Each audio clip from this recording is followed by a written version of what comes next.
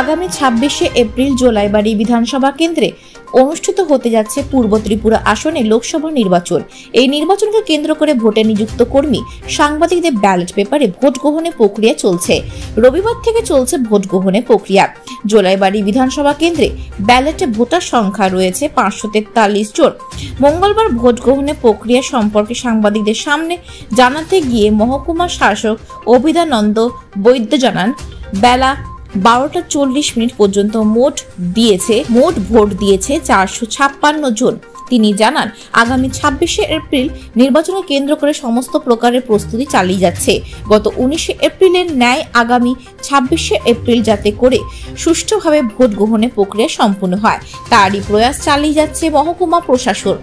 আজকের দিনে শান্তির বাজার দ্বাদশ শ্রেণী বিদ্যালয়ে ব্যালট পেপারে ভোট প্রদানের জন্য লোকজনেরা দীর্ঘ লাইনে দাঁড়িয়ে থাকতে দেখা গেল। সকলে উৎসবের মিজাজে ভোট দিচ্ছে।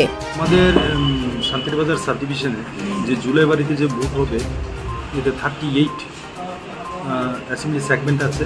এটা তো ভোট হবে 26 তারিখ। তো সেই জন্য আমাদের পোস্টাল ব্যালটে ভোট হচ্ছে, আজও হচ্ছে। টোটাল ভোটার সংখ্যা হয়েছে 543। ভোট অলরেডি দেওয়া হয়েছে 456। আজও ভোট হচ্ছে। আজ এন্ড অফ দ্য ডে আমরা টোটাল ফিগারটা বলতে পারবো। এছাড়াও আমাদের যে 60টা কেন্দ্র আছে, সেখানে পুলিং বুথ, যে পুলিং স্টেশন যেগুলো আছে, তো সেখানে আমাদের অন্তিম কাজ এখানে চলছে। যেমন ওয়েবকাস্টিং ক্যামেরা ফিক্স করা বা বিভিন্ন জল কারেন্ট যে অন্তিম কাজগুলো বা শেড দেওয়া অন্তিম কাজগুলো হচ্ছে। এছাড়াও যেসব কাজ যে করার দরকার ইলেকশন হওয়ার জন্য, আমরা সবগুলোই করছি। সব মাপকাঠিতেই আমরা যাতে 100% হয় আমরা তাই চাইছি।